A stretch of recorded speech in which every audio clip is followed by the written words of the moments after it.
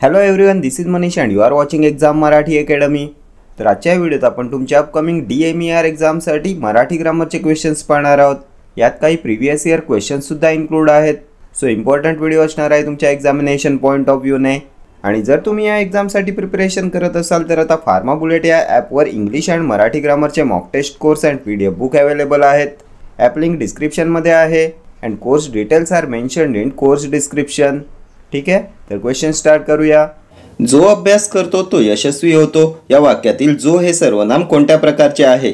दर्शक, नामसदृश, संबंधी की सार्वनामिक? जो अभ्यास करतो तो यशस्वी होतो. जो हे सर्वनाम कोणत्या प्रकारचे आहे?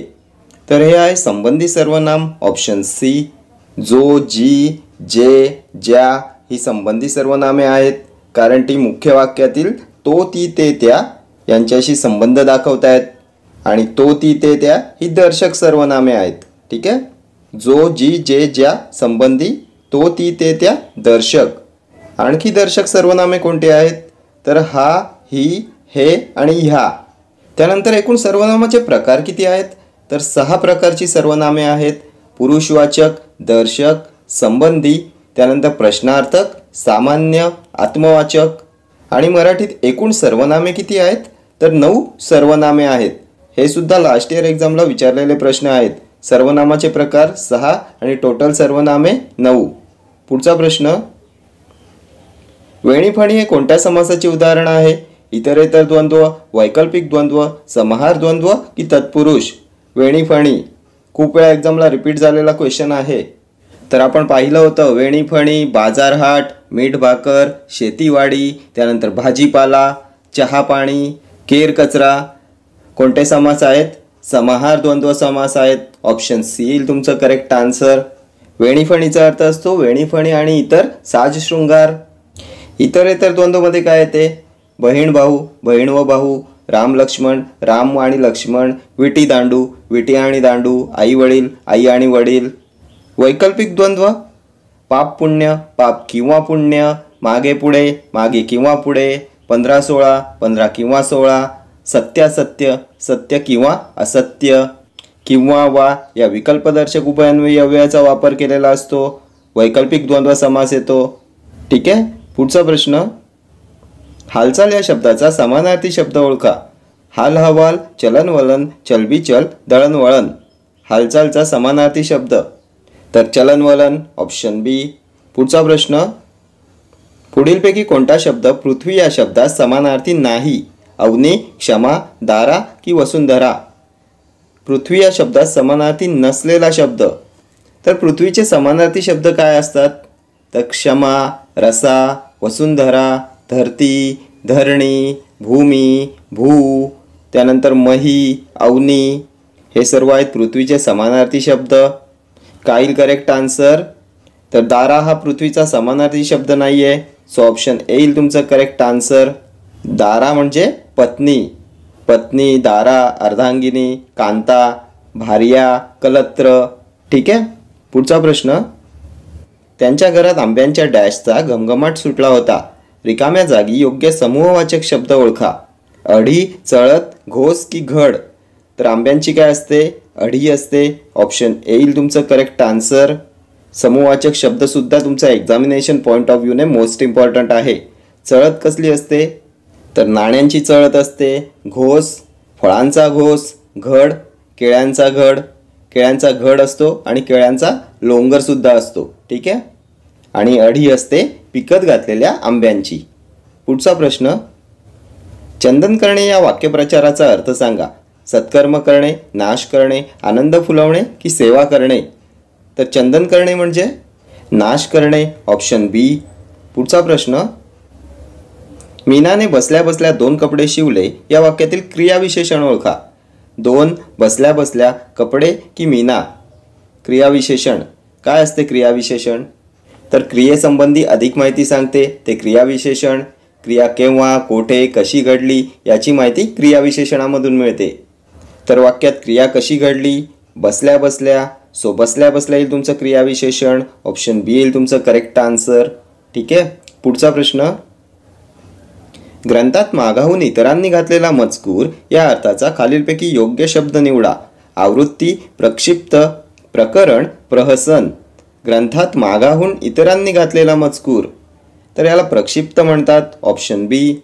नेक्स्ट क्वेश्चन, प्रमाण लेखनानुसार अचूक शब्द कोणता आहे ते ओळखा. तर प्रादुर्भाव कसं लिहितात, तर ऑप्शन बी येईल तुमचं करेक्ट आन्सर. द ला रस्वविलांटी, प्रादुर्भाव. पुढचा प्रश्न, चांदण्या रात्रीचा पंधरवडा, चंद्रपक्ष, कृष्णपक्ष, प्रतिपक्ष, शुक्ल पक्ष, तर काय म्हणतात.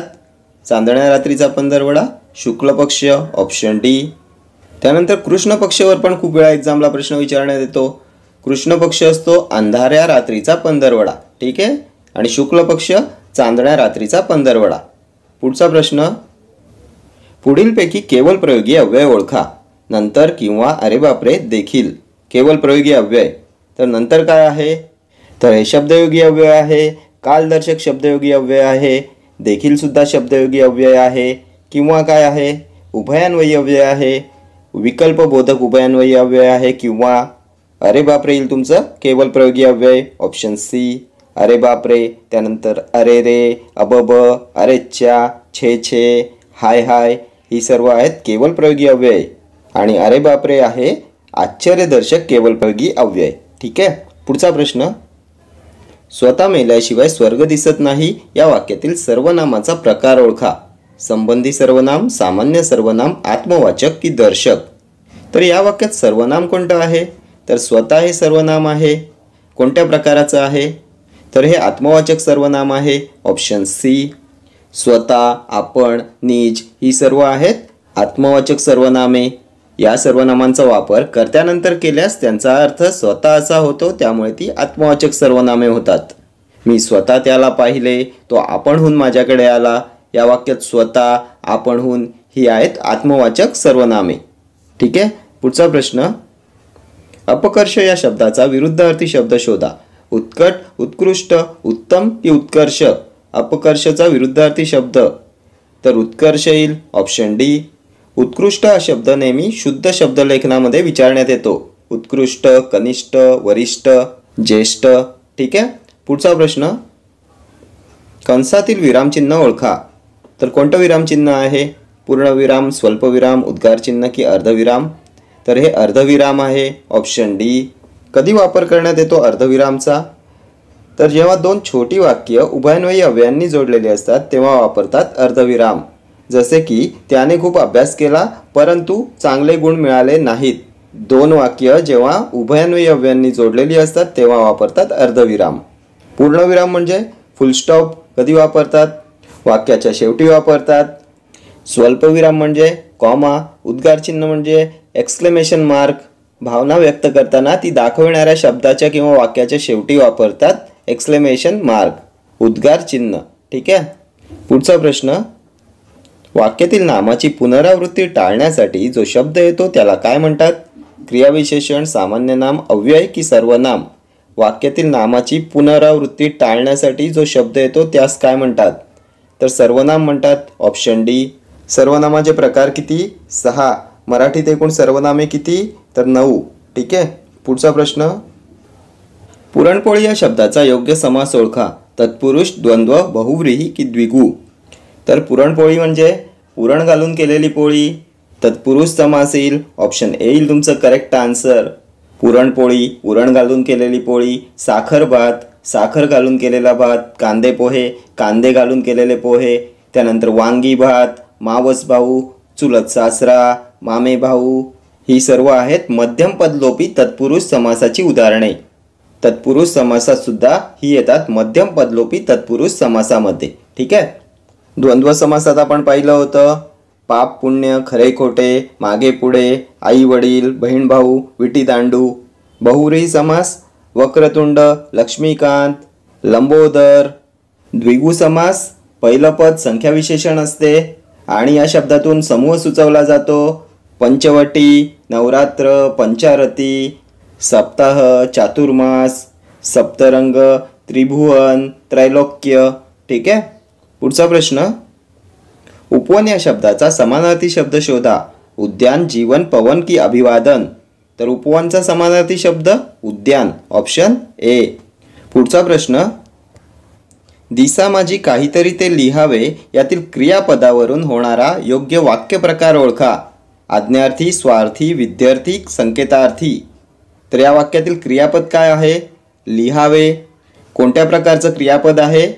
तर लिहावे म्हणजे इच्छा व्यक्त होते आणि जेव्हा क्रियापदातून इच्छा, विनंती, शक्यता, त्यानंतर कर्तव्य, योग्यता असं व्यक्त होत असेल तेव्हा ती विद्यार्थी क्रियापदे असतात. ऑप्शन सी येईल तुमचं करेक्ट आन्सर. आणि या क्रियापदात शक्यतो वा, वी, वे हे प्रत्यय असतात. लिहावे. त्यानंतर मला चांगले गुण मिळावे, इच्छा व्यक्त होते. आज पाऊस पडावा, वा, वी, वे हे प्रत्यय असलेली विद्यार्थी क्रियापदे. ठीक आहे. पुढचा प्रश्न, तारकांचा डॅश रिकाम्या जागी योग्य समूहवाचक शब्द सांगा. घोळका, पुंज, ताटवा की संघ. तर तारकांचा असतो पुंज. ऑप्शन बी येईल तुमचं करेक्ट आन्सर. ताऱ्यांचा काय असतो? तर ताऱ्यांचा पुंजका असतो आणि तारकांचा पुंज. घोळका कोणाचा असतो? मुलांचा. ताटवा फुलझाडांचा आणि संघ खेळाडूंचा. तारकांचा पुंज आणि ताऱ्यांचा पुंजका. केसांचा सुद्धा पुंजका असतो. ठीक आहे. पुढचा प्रश्न, जुनी लाल गाडी तू चालवशील ना या वाक्यातील सर्वनाम ओळखा. चालवशील गाडी लाल की तू. तर तू हे सर्वनाम आहे. ऑप्शन डी येईल तुमचं करेक्ट आन्सर. कोणतं सर्वनाम आहे? तर द्वितीय पुरुषवाचक सर्वनाम आहे. तू, तुम्ही द्वितीय पुरुषवाचक सर्वनाम. ठीक आहे. तर हे सर्व क्वेश्चन्स तुमच्या TCS आणि IBPSने कंडक्ट केलेल्या एक्झामचे क्वेश्चन्स आहेत आणि असेच सर्व क्वेश्चन्स नेहमी रिपीट होताना दिसतात. त्यामुळे हे क्वेश्चन्स तुमच्या एक्झामिनेशन पॉईंट ऑफ व्ह्यूने मोस्ट इम्पॉर्टंट ठरणार आहेत. ठीक आहे. तर या व्हिडिओ इतकंच. भेटूया नेक्स्ट व्हिडिओमध्ये असेच काही महत्त्वाचे क्वेश्चन्स घेऊन. Till then do like, share, comment and subscribe to my channel. Thank you.